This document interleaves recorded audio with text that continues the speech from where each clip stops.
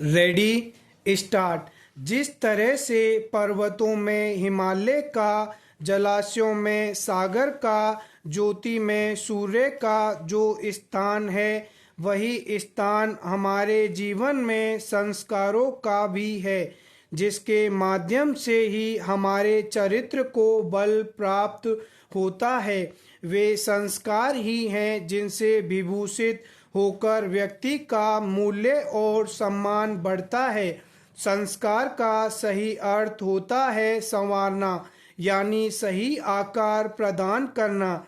जिस प्रकार से उत्तम कोटि का हीरा जब खान से निकाला जाता है, तब पहले उसे साफ किया है और फिर उसे तराशा जाता है, उसके बाद उसे आकार दिया जाता है और फिर उसे पहनने लायक बनाया जाता है।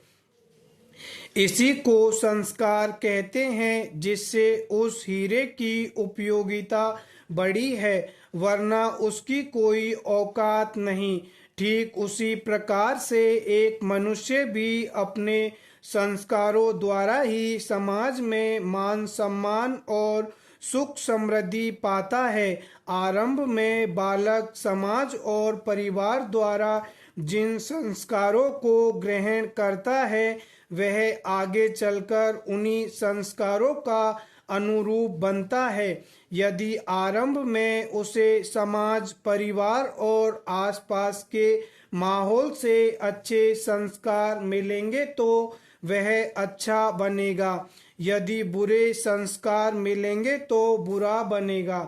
आज भारतीय समाज और संस्कृति भी अपने संस्कारों के लिए ही पूरे विश्व में जानी जाती है। यह भारतीय संस्कारों का ही परिणाम है कि एक समय में भारत विश्व गुरु की पदवी धारण किए हुए था। मेरा यहाँ संस्कारों से तात्पर्य सनातन धर्म के 16 संस्कारों से नहीं है, बल्कि दैनिक आचरण और जीवन शैली से जुड़े उन संस्कारों से है, जिनके चारों ओर हमारा समाज और जीवन जुड़ा हुआ है।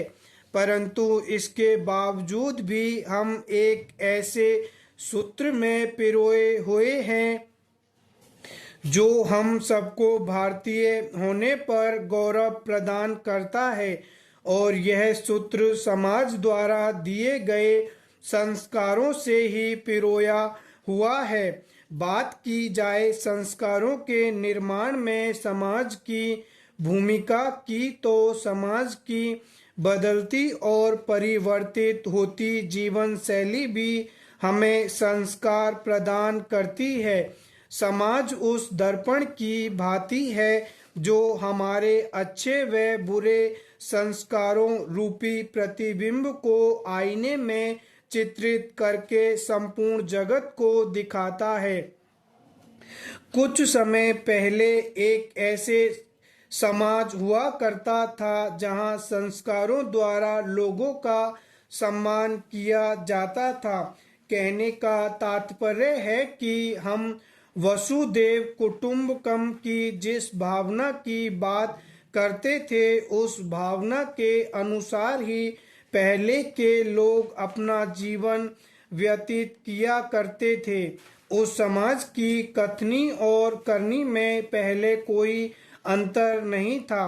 पूछा जाता था कि कौन है, जो उत्तर होता था उस गांव का, न कि उस कुल का या परिवार का।